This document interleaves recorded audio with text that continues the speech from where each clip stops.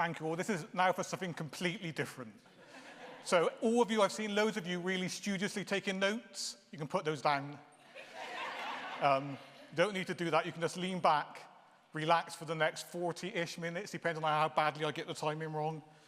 But this was all an accident. Like, not talking this morning, that is because last year in Brewdog, I had too much to drink, suggested to Sean that I might want to give a talk, and it turns out Sean remembers things. So all I'm basically saying is be careful out there. But the big accident was the fact that I became this kind of weird poster boy for working in the open. Like, it was never the plan. I come from the most buttoned up family you could possibly imagine. Like, none of us know what any of the others are doing from day to day. Like, we are the most kind of old school, working class, never tell anyone anything, people you can imagine. And this kind of just happened bit by bit. And then one day I woke up and I was just too deep into it all. I'd just become so committed to this concept of working in the open, and I told so many other people I was doing it. And some people had actually started to take notice that I just got stuck. But also, this talk is a retcon. If you don't know what a retcon is, like, I'm such a geek. I love superhero comics. I particularly love DC superhero comics. And because they've been going on for so long, every couple of decades, they do this thing called a retcon, which is called retroactive continuity. Like, they've made so many bad decisions and contradictory actions that every now and again, some poor writer has to try and weave a coherent narrative around everything that's happened for the last couple of decades. That's basically what I'm doing here. I'm going to tell you a story that makes it sound like I made a load of considered decisions. None of that's true, but it makes for a good story. Like, I love this quote. Everyone has 3 lives: a public life, a private life, and a secret life, by Gabriel Garcia Marquez, who wrote 100 Years of Solitude, a book that I have owned for a very long time and only pretend to have read. But the thing I love about this is that in the spirit of kind of like lean UX, I have simplified my life down to, I basically have a public life and a secret life at this point. Like, the whole idea of a private life, particularly professional private life, has just got blown up. By me, admittedly, but like, it's completely gone. So I find myself in a situation where everyone who knows me knows everything about me, which is weird. I have conversations with people I've never met who kind of know things about me that my cousins don't know. And it's a really strange thing as well, because and no one ever believes me when I say this, but I'm a chronically shy individual. The people who know me closely here will know.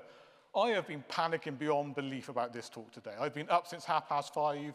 I must have done my 10,000 steps just walking around my hotel room. But nonetheless, I find myself time and time again, living this public life, living it fully and open. And that's what I'm going to talk about, basically. But I have to start with my definition of working in the open, because you might all be wondering, what the F is he talking about? But this is another one of those things. Anyone my age, if you can say the words "my definition" and not think of this song, you're a much, much, much better person than me. But my definition of working in the open is really, it's about thinking out loud and being as authentic as possible. I think one of the big mistakes that people make is they treat working as open as kind of theater, as kind of performative. And that is where you don't get anything from it. It's supposed to be a reflective practice. And if you can't truly be authentic in what you're saying, if you can't share your successes but be honest about your failures, in the same way as Hiro was talking about in the previous talk, then there's no benefit to it. There's no benefit to you as an individual. There's no benefit to people who stumble across your writing. And also, I think it's important for me, particularly, working in the open has always been about an audience of one, and that's me.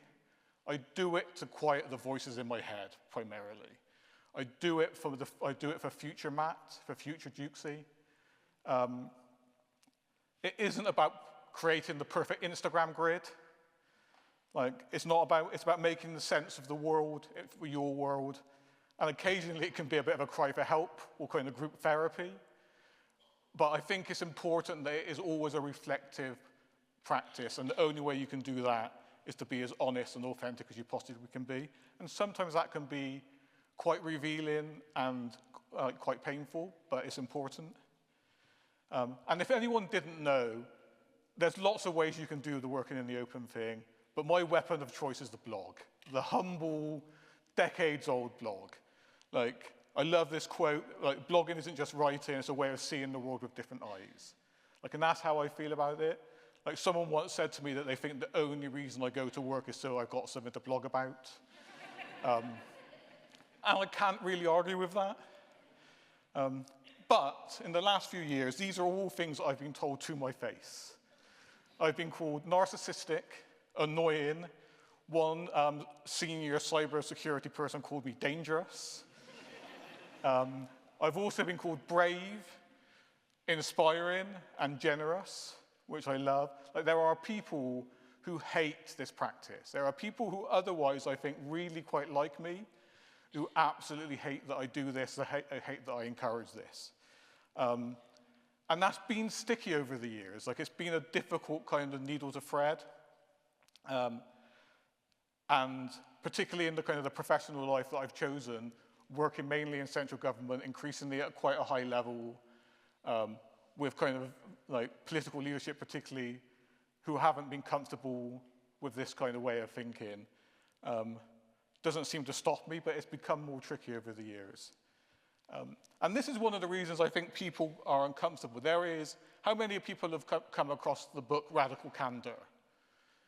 Yeah, a few people have read it. So it's kind of a way of working in an approach that was popularized by somebody who used to work at Netflix. It is not working in the open. It is a very different thing. Whereas I talk a lot about working in the open, being reflective and being kind of inward-looking, an awful lot about radical candor, I think, is about judgment. I think about radical candor in the same way, and I never thought I'd use a Robert Pattinson from Twilight quote in one of my talks.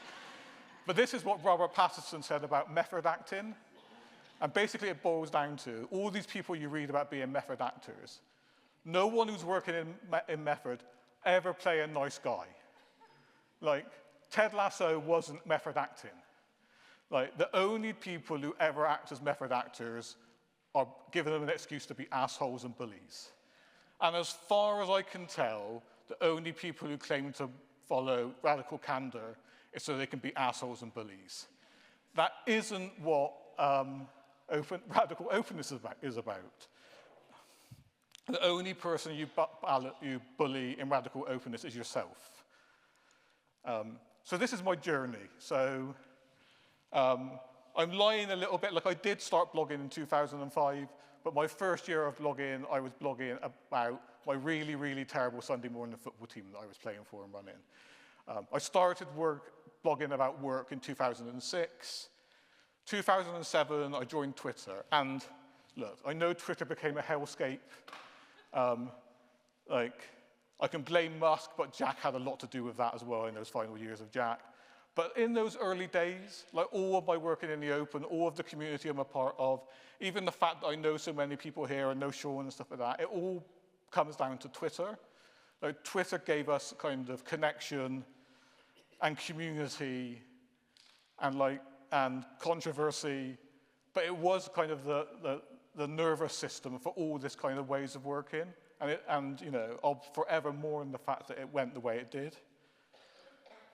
But then I also discovered this idea of week notes. So there used to be a company, I'm sure some of you are aware of Berg. There's a lot of designers in the house. So Berg were this amazing design studio in Shoreditch, basically. Amongst other things, they're to blame for the phrase Silicon Roundabout. But other than that, they're lovely people. And they did these amazing things. They did websites like Schooloscope, which was brilliant. They did this little hardware thing called Little Printer. And one of their founders, Matt Webb, started writing these blog posts, which he called week notes. which were kind of like DVD extras, like behind-the-scenes DVD extras, like talking about what it was like to work in that kind of organization, decisions they made, kind of what their Christmas party was going to be, like everything. It was real kind of behind-the-scenes stuff.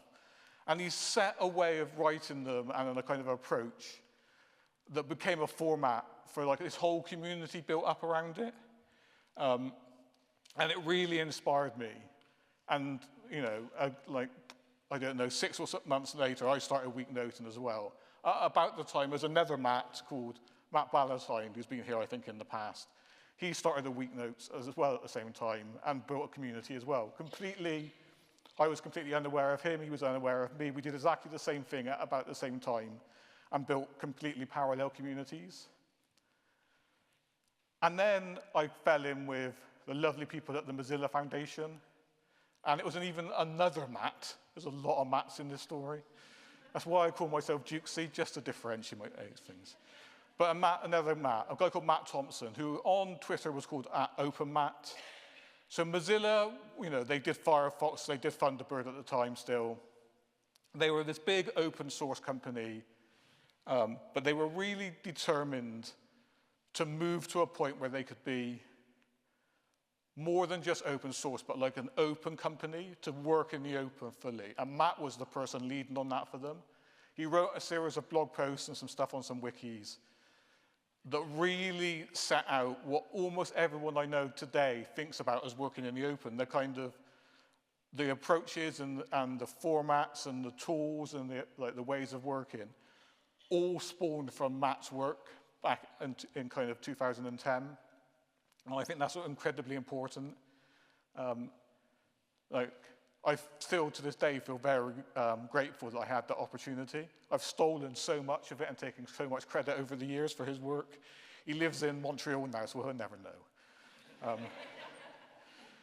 And then the big one, I guess, certainly I saw for a lot of people here, in 2012, GDS released their design principles, the first official design principles.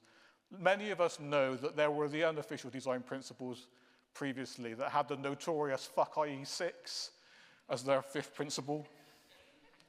But when they made it official and put it on a gov domain, the 10th principle was make things open, it makes things better. And this was, I can't overstate how radical this was to hear that.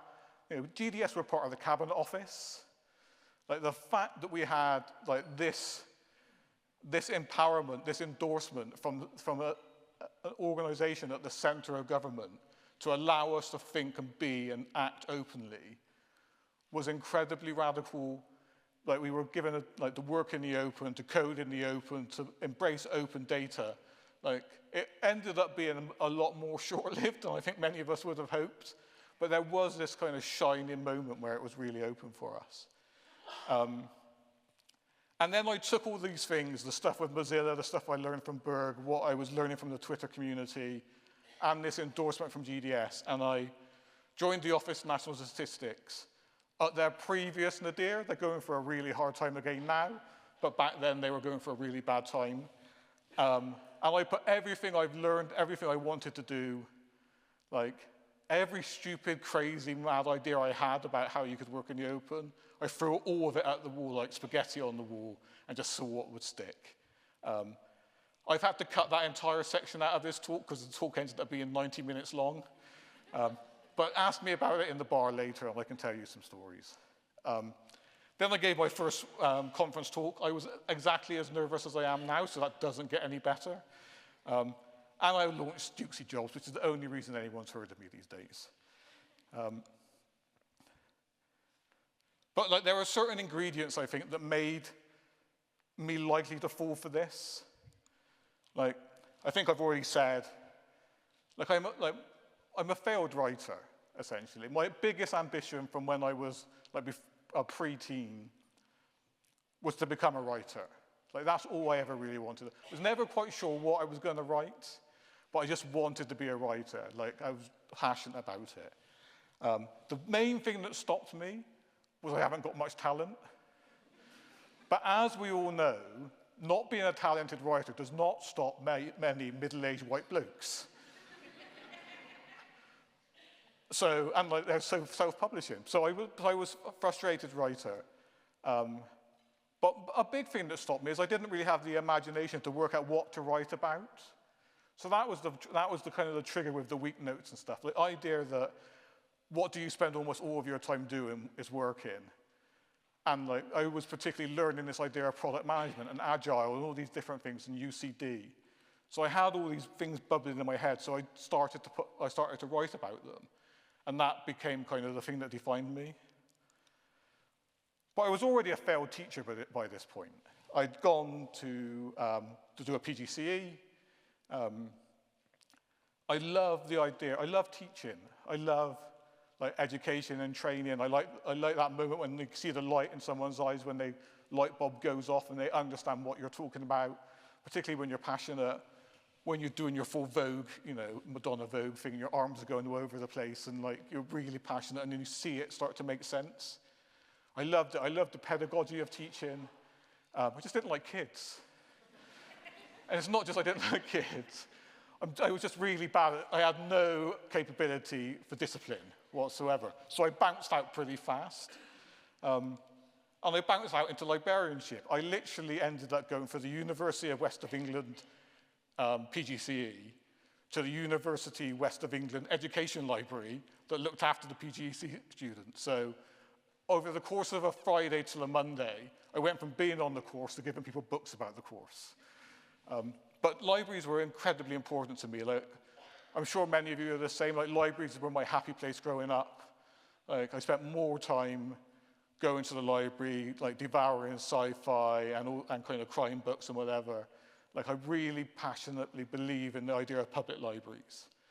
And what I got to learn in this librarian job was I learned about cataloging and kind of curation and kind of just being helpful, just teaching people, particularly at this time, like I literally was showing people Google, for they'd never seen Google until I showed them Google. I'm old, so like it was an earlier time.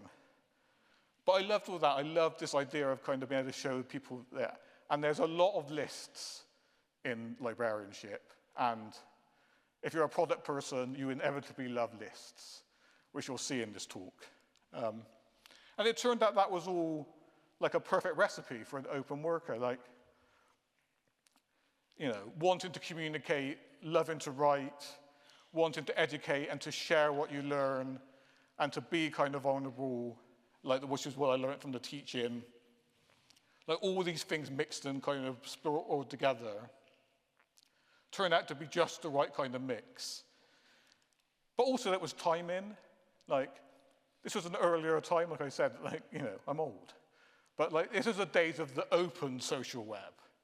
Like, it was a time when there were blogs and there were APIs and there was RSS and like, everyone was experimenting and you could use Yahoo pipes to plug things together, and it was just a fun time. But it was just at the time was also where you could write stuff and publish stuff without needing to kind of understand how to use FTP or write any code or anything like that. There were platforms, there were tools, Blogspot and early days of WordPress and things. So everything got out of the way. You just got to be open. You just got to share. And this is what happened to me. Giles is a friend, but he's also a hero. Like, he wrote the Agile Comms Handbook, incredibly great, brilliant bloke. But he wrote this a few years ago. It's like, your blog is your brain over time on the internet. And for me, that's doubly so now, because I don't remember anything. I barely remember yesterday. So the amount of times I'm looking something up and Googling something, and the top result is me, happens a lot, if I'm perfectly honest. It's slightly reassuring, although what's not reassuring is it means I'm clearly looking for the same things year after year, and none of it's sticking. So I'm going to take a little break from the main narrative and just share my top 3 unexpected hits, like online and being open. So number 3 was, I think it's kind of 2020. We just recovered from the first set of lockdown. It's just the first time that the government decided we should all get back to the office. which happens about twice a year now, I think. Like, we get all those kind of statements. But anyway, like, I wrote this really clumsy, poorly written, not proofed at all blog post, ranting about we shouldn't have to go back to the office and risk our lives just to save Pret. I mean, it was not exactly a hot take, and it wasn't that smart, but I put it out there, got something off my chest, didn't think about it. Unfortunately, or fortunately, depending on how you look at it, it got kind of retweeted by a couple of people, ended up in front of one of those poor sods who works for Mail Online, who's got to do like 900 articles a day, and someone linked to my blog post in one of these Mail Online articles. So for about 48 hours, like WordPress.com was sending me emails saying you're going to have to upgrade because you're getting too much traffic. I was getting loads of stick, like people calling me all sorts of names in the comments on Mail Online and on my own blog, having to delete stuff. And it lasted, like I said, for about 48 hours, and then it completely disappeared. Like everything just went back to like the usual dribs of kind of traffic that I get. But it was quite an interesting experience to like be in the kind of eye of the storm for that moment. And this one, look, you're all going to hate me for this, but I don't like dogs. I know you're not allowed to be English and say that. I know you all probably think I'm a sociopath now. But I really don't. And one of the worst things that's happened to me in the last kind of 15 years is dogs in offices. I hate it. Not as much as I hate dogs in pubs, but I really hate dogs in offices. And for a while, I was working at a WeWork in London, and it was dog day. Lots of dogs bouncing around, lots of dogs jumping up on you. I was just getting more and more frustrated and kind of stressed because I'm a bit scared of them as well. It's not all just completely silly. So I did a kind of couple of tweets saying about what a terrible thing it was, really like effing dogs, whatever. But then I was running a workshop. So I put my phone away like a good boy, went into the room, ran a 4-hour workshop, came out, opened my phone, and as soon as I turned the phone on, it just went wild with notifications. And for a very split second, there used to be this idea on Twitter of the main character of the day. Like someone was always the person that everyone kind of piled onto. Now, I wasn't the main character, but I got on the cast list. Like, I got an absolute beating for just one kind of roll around all the time zones. So I got abused by the Brits, then abused by the Americans and the Canadians, and then some Japanese folks jumped in, but I couldn't really understand that. And it did one full lap of the globe, and then went away. But for a brief moment, I was in the trending topics thing down the side of Twitter. So again, that was quite an interesting experience. But the one thing guaranteed for people to love on my blog is, like, I'm very open about my ups and downs of my career. I've had a really bumpy ride with the idea of like proper consultancy over the years. Every time I write about my career and how I'm struggling with it and how I'm having a crisis, and if it looks like I'm going to quit, I quit a lot. My traffic explodes. People love misery. Some of these people are in this room today. Like, it's the only thing I can guarantee that I will get lots of traffic and lots of engagement and lots of comments is if I'm having a terrible time at work. Like, it's the only thing I can be sure about. But why the hell do I do it, really? And I think this is fundamentally the main reason I do it. It allowed me to find my people. Like, I'm a weird guy. Like, I grew up in a working class, all my family are builders. Like, we play football, we get drunk. Like, that's the life I live. I'm still pretty good at that stuff. I'm not very good at football anymore, but I can still get drunk with the best of them. But like, we had this quiet, inward-looking, like, all my family, my brother, my parents, my grandparents, uncles, aunts, cousins, we all live within 2 square miles of each other in Bristol. Like, we're like EastEnders. So like I had a really small world, and particularly professionally as well, I had a really small world. And like being online, being open about my ambitions and my struggles and kind of the things I'd learned and the things I wanted to learn, it created this bubble of a community around me, and that community got bigger and the network got bigger, and I started to have friends in kind of Australia and New Zealand and Canada and the US, and it was just this amazing thing. And I literally saw this quote this week. A blog post is a very long and complex search query to find fascinating people. And I fundamentally love that.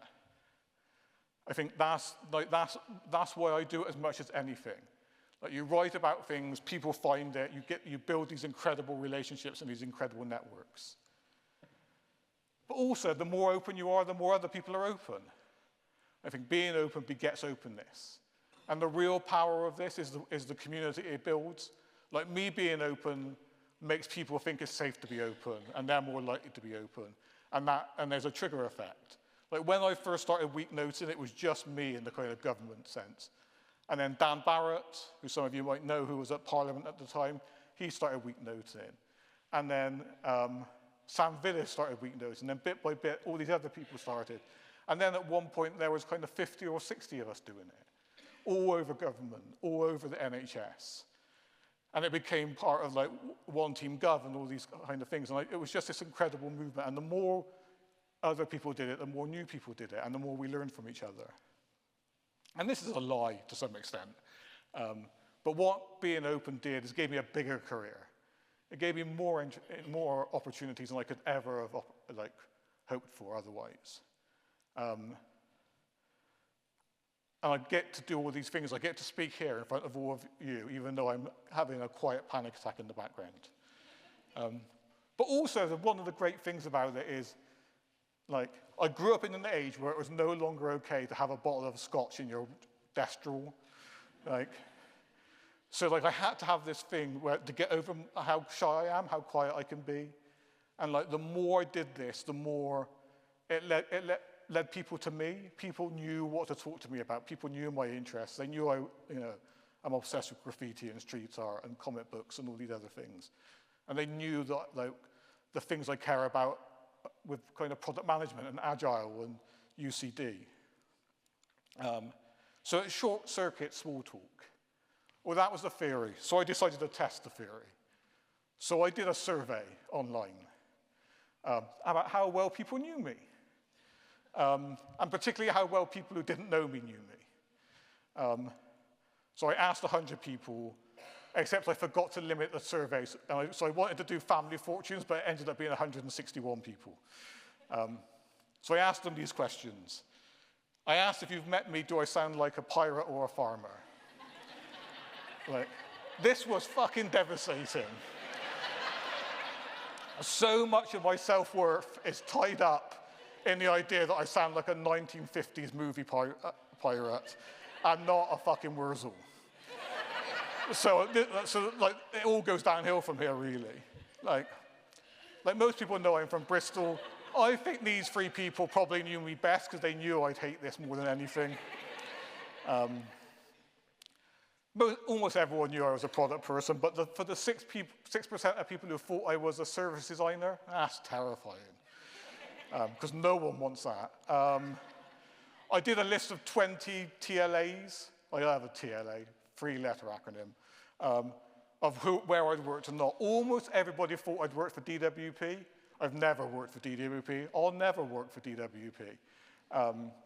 But almost everyone else kind of knew. People thought I'd worked for the NHS, but that seems reasonable. People thought, I don't know where, yeah, you can read. I really, really, really hate them. It's part of my, do you do like manuals of me at your offices and that sort of thing? The first thing in my manual of me is, I'm going to complain every time we do something on a Miro or a mural. Every time. I hate them. People understand that I find consultancy soul-destroying. Oh, look, I got a typo in there. That's bad, isn't it? Okay. I like this one. So I give a list of conferences, and I asked what I hadn't spoke at. I tell people I've spoken at South by Southwest in Austin a lot. I bring it up in so many conversations. I'm really proud of the fact I went to Austin to speak at South by Southwest, just before it completely jumped the shark. So the fact that lots of people thought I hadn't done it means I still think I've got a lot of ceiling left to keep doing it. So here are some of the downsides. It's not all like rainbows and unicorns. Some colleagues and many clients hate it. What I've discovered is, and I'm really careful, I don't talk about other people. I don't write about other people. I'm really careful. The only person, like self-reflection is about me. The only person I'm hard on is myself and occasionally national figures. Like, I don't talk about my teammates. I don't talk about my colleagues. I will praise them if I think that's a good thing, but other than that, I don't do it. But what I've learned is, like, people read between the lines, and they see stuff there. It's a bit like one of those magic eye pictures that used to be popular. Like, people stare at what you're writing so long, they start to see the picture they wanted to see. And so often that wasn't the picture I was trying to paint. And it's become a real issue. Like, on a couple of occasions, like, people have confronted me and asked me questions. It's always been fine. I've been able to talk to them and explain. On a couple of occasions, people didn't confront me. They just made formal complaints. That got stickier. On one occasion with a client, they kind of got obsessed with some stuff I'd written, was sure it was about them, and that ended up with lawyers picking through things I'd written to try and like identify the story they thought they saw, which wasn't there because I was writing about someone, but it wasn't about them. So that was a bit awkward, but that was really quite difficult. So I do think, like, I'm really careful. I follow the kind of, the retrospective first directive. I don't talk about things that I can't control. I don't talk about individuals. I believe everyone's done their best. Like, that's the kind of underlying principle in all my stuff.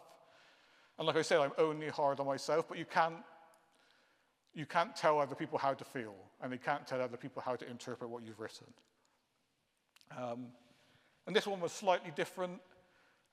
It's just happened again as well, actually, that there was a period of time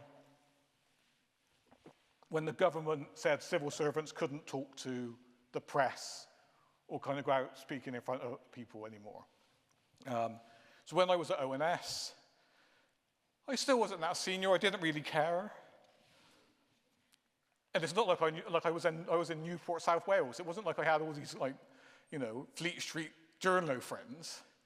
But as it turns out, if you write things on blogs and on Twitter, journalists will occasionally just take things you've written, take them as quotes, put them in articles, and attribute them to you as if they'd spoken to you.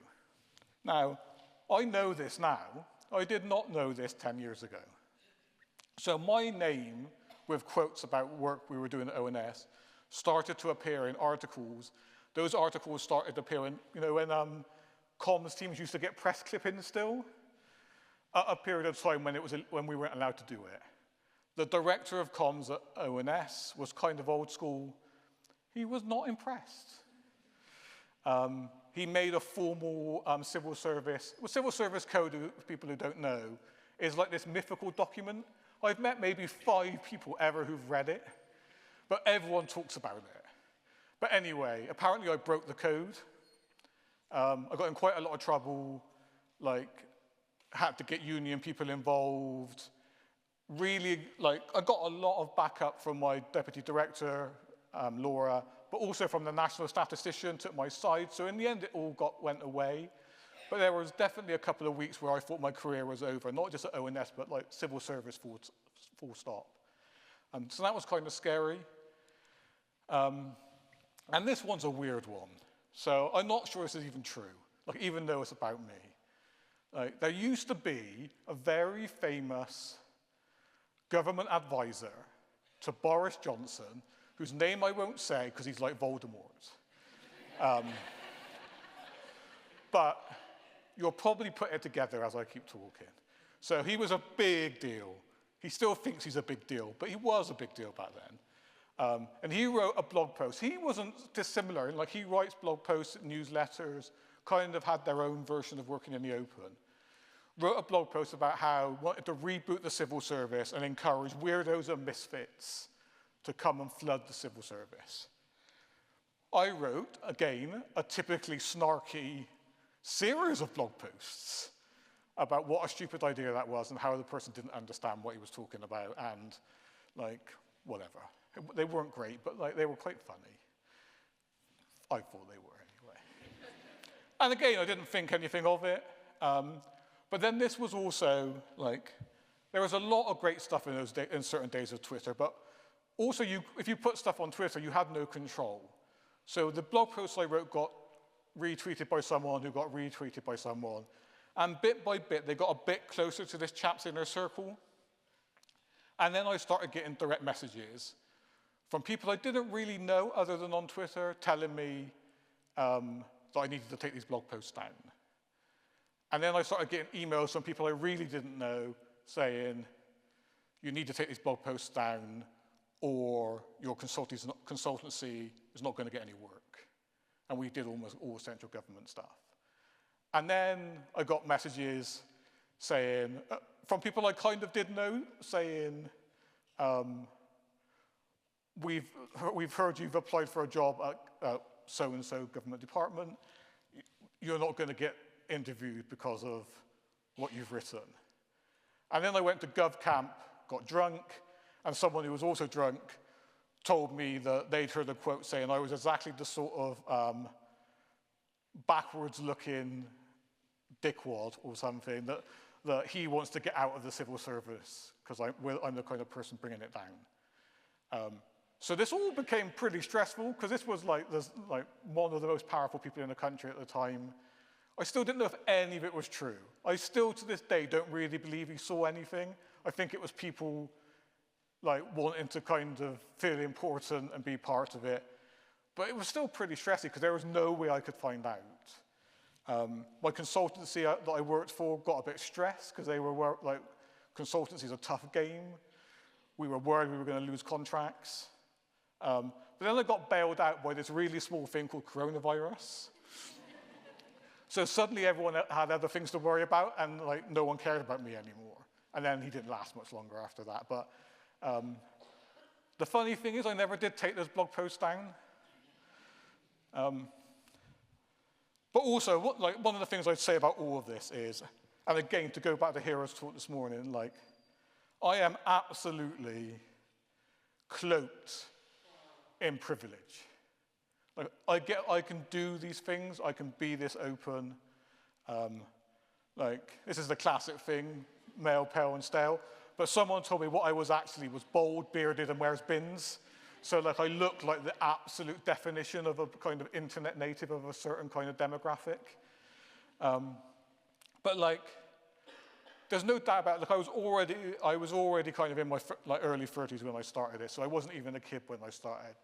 And like, despite the fact I'm quite as Bristolian as I am, like I'm still like in that privilege. I'm university educated.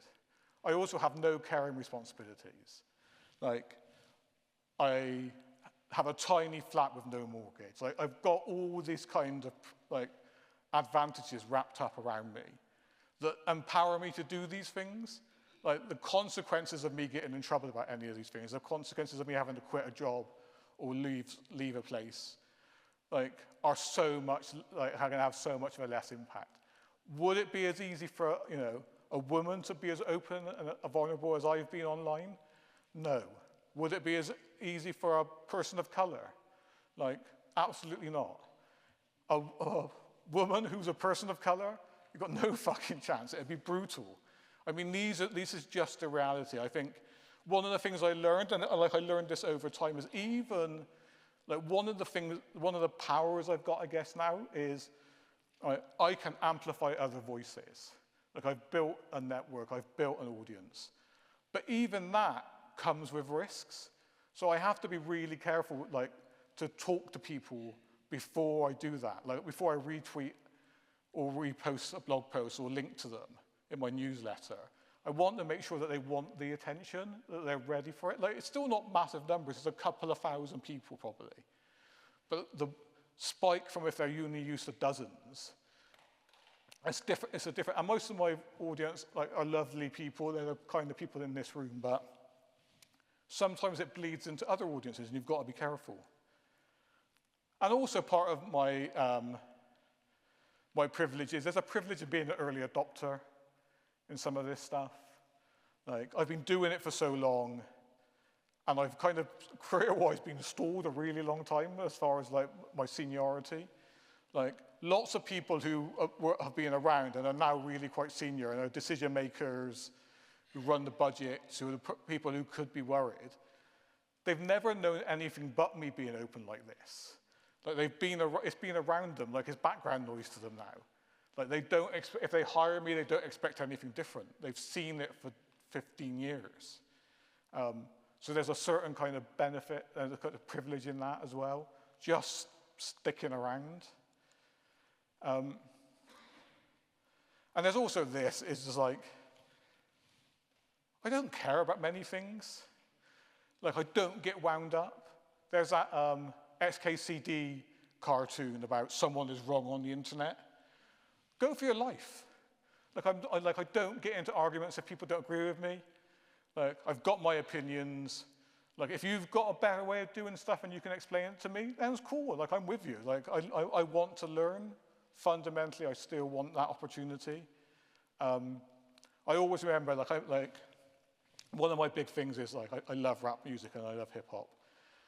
And I'm going to be really careful so it doesn't sound like I'm rapping it, but there's a Jay-Z lyric that says something about, you know, be careful who you argue with because people from a distance can't tell who is who. And that was absolutely core on Twitter particularly. If you got an argument on Twitter, even if you were 100% correct, you just looked like an idiot having an argument with another idiot. There was no way to avoid it. Like, if people come to it, that was just like, so like I learned really early on that I wasn't going to be that person. And yeah, so on controversial controversies, like the things that I get into rows about are like how to do user research and how to do product management and like service design versus product management, the 18th go round. So like I don't really like wind people up.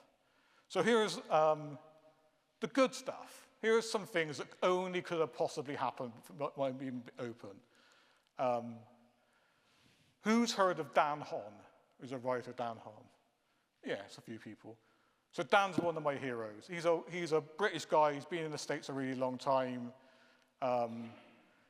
He's had this amazing career where he's been like on a startup that did video games, and he worked for Wyden and Kennedy as like the account manager for the Nike account and for Facebook and for Sony, like really high profile stuff. And then he started doing kind of gov work, and he was the chair of Code for America summits. And he was the kind of director of product for California government. He's done all these amazing things. And he writes the weirdest, rambly newsletter that I've ever encountered. But he's a real hero of mine. And he lives in Portland. And a few years ago, I was doing like a road trip down the West Coast.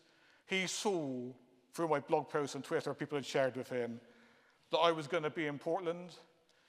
So he contacted me. We'd never spoken. Took me out for breakfast.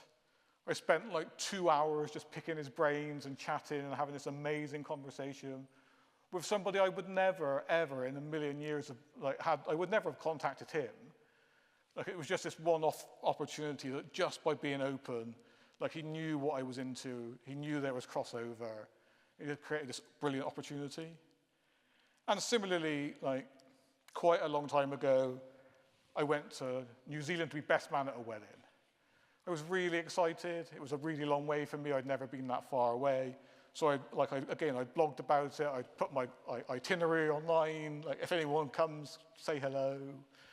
And I kind of like knew some people at Stats New Zealand, because I was working at the Office of National Statistics still. And And a couple of them got in touch saying, well, if you're in Wellington, say hi. And then randomly, someone got in touch, quite senior, and said, if we pay for you to stay for an extra week, will you do some talks? And I was like, extra week in New Zealand? I think, yeah, absolutely. So they got me an Airbnb, gave me a per diem, booked in 7 talks in 5 days. I also ended up thinking I was going to meet a digital team and getting taken into a room in the Beehive. I don't know how it was the Parliament building in Wellington. I'm meeting their Minister of Justice. And he'd read my blog. It was the weirdest experience. I walked in thinking I was going into a workshop room in a side door like we've got here. Walked in, it ended up being about half the size of this, but in a similar setup. I had no slides, nothing prepared. And they said, oh, can you do an hour? So it was this amazing experience, they drove me around, they showed me stuff like archives and things. Every night, someone booked me a different dinner. I'd never felt like a star.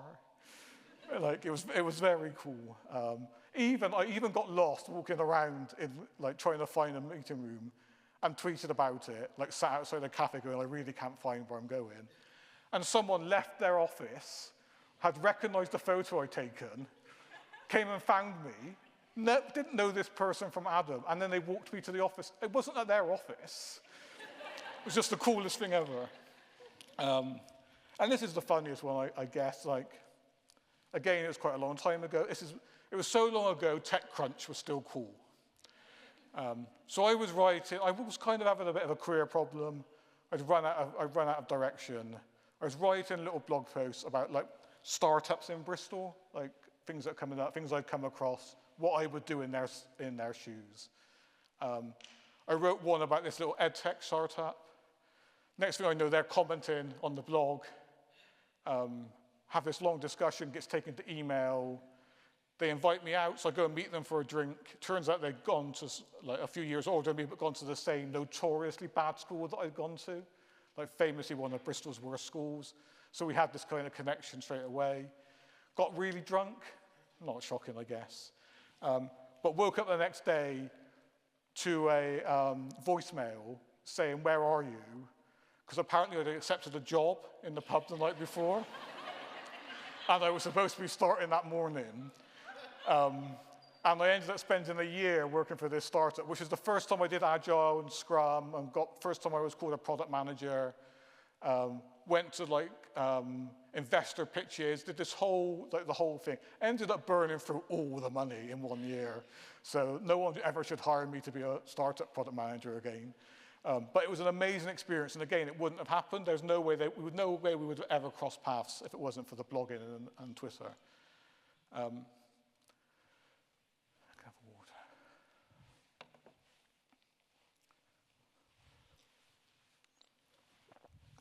And yeah, so this is the kind of close now. So I am committed to this cause.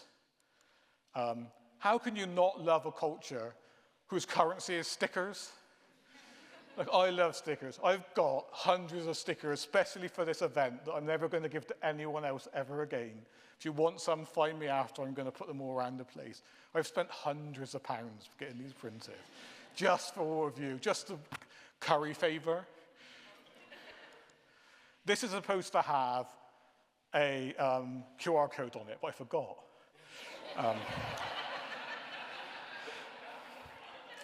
But the QR code would have taken you to my theme song. How can you not love a community where someone makes you a theme song? Dan Barrett, who I mentioned earlier.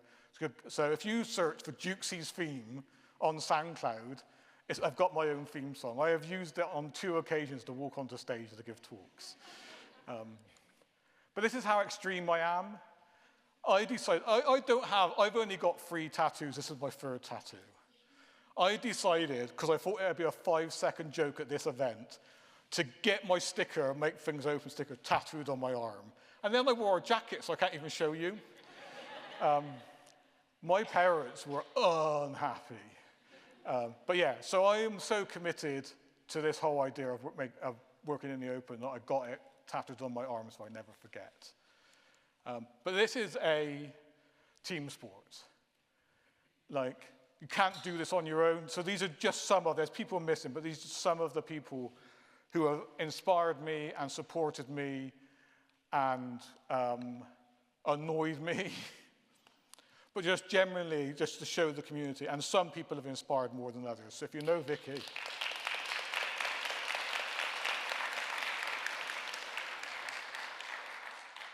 But I would have no career if it wasn't for all their generosity.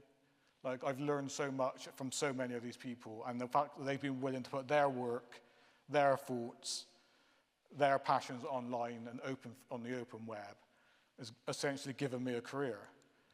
Now, I don't know if Adrian's here, I think he might be here, but like, I did a run-through of this talk quite early on, and this is the feedback I got.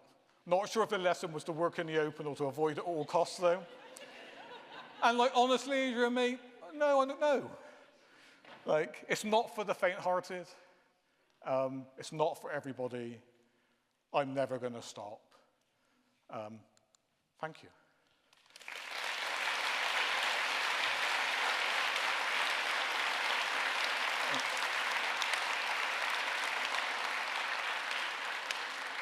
Brilliant. Thank you. Brilliant, Jukesy. We've